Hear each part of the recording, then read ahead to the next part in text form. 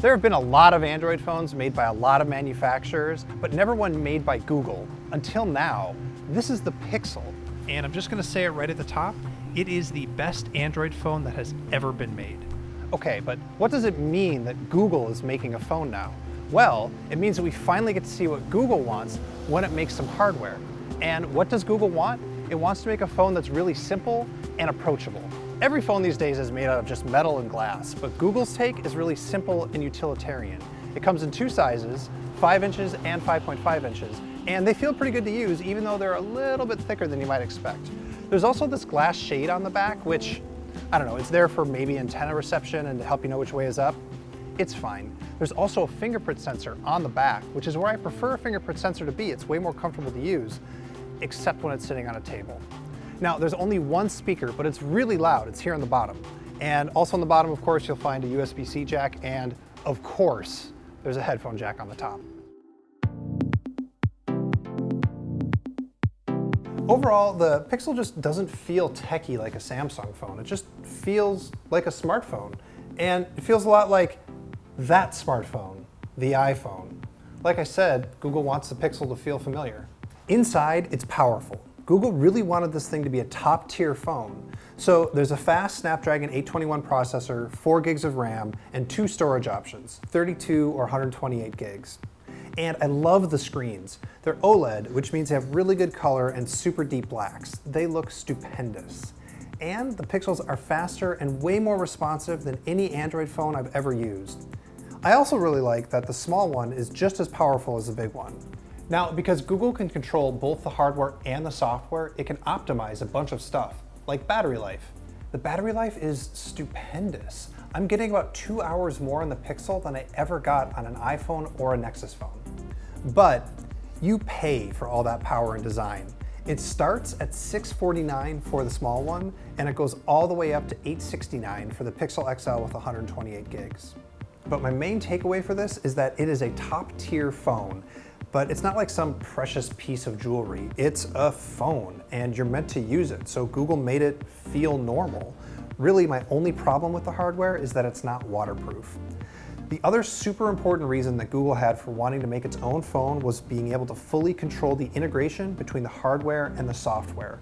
And there's no more important piece of software on this phone than the Google Assistant. The idea is simple. Like Siri on the iPhone, you hold your finger down on the home button and you start talking. And it looks like a chat interface because Google wants it to be a conversation. You can ask it all the usual stuff, weather, you can send text, you can make appointments, and so on. But it's smarter about follow-up questions. It remembers what you're talking about. When do the Vikings play next? The Minnesota Vikings will play the Philadelphia Eagles on October 23rd at 1 p.m. Who is their quarterback? Teddy Bridgewater, Sam Bradford, and others are quarterbacks for the Minnesota Vikings. It even knows what you have on the screen. Who's the cast for this TV show?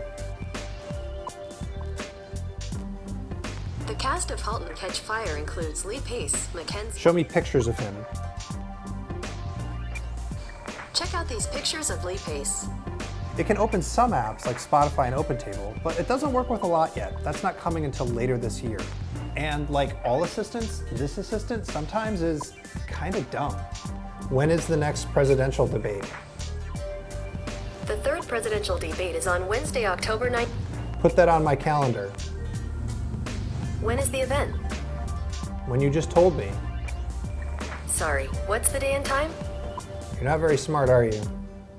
The assistant still has a ways to go, but it's probably the best that's out there right now. That just doesn't mean that it's amazing. There are some other custom software bits to talk about. The launcher is new, it's got round icons, and you swipe up to see your apps, like this. You can also long press on icons for shortcuts, like this. And it comes with 24/7 phone or chat support, including screen sharing if you need extra help. But the clearest example of software integration is actually in the camera. Google says that this is the best camera ever put in a smartphone. And it's really good, but I don't know about the best. There is a lot of technology in here though. It's a 12 megapixel shooter on the back, and the pixels are really big for good low light images. And there's also phase detect autofocus and lasers for autofocus. The one thing it doesn't have is optical image stabilization, which for people like me with really shaky hands is kind of a bummer. But the proof is in the pictures, and I gotta say, I'm pretty impressed. First of all, this camera is really, really fast. It shoots in HDR auto mode by default, and usually that slows the camera down on Android, but here it's fine. And the pictures that come out are pretty good. They're ready to post. They're not quite as true to life as the iPhone 7, but you know what? Maybe that's okay. At this point, it's more about your photographic preferences than it is about any one camera being the best. This camera is in the same ballpark as the Galaxy S7 and the iPhone 7, and that's really impressive. Oh, and one more thing. The video camera has electronic stabilization because it's tied to the gyroscope. So if I'm shooting a video and I'm kind of shaky, the end result still is pretty stable. But maybe the best part is that everything that you shoot on the Pixel gets stored in the cloud for free at full resolution forever. Okay, so this is what it means that Google is finally making its first ever phone. Good hardware, a pretty smart assistant, and a really good camera. It means that this is the best Android phone that you can buy, period. But what it really means is that Google is getting in the ring. They're ready to fight. Hell, this thing is going to be sold in Verizon stores, and they're going to market the hell out of it. We've never seen Google take on Apple this directly before, and they're going toe-to-toe. Google will tell you that this is going to be a really long fight, and it's only the first round, and they're right. There's no knockout punch here, but not on either side. The Pixel goes head-to-head with the iPhone and doesn't fall down, and for a first try, that's really exciting. Now, because Google can, Google, now because Google, can I call it Google?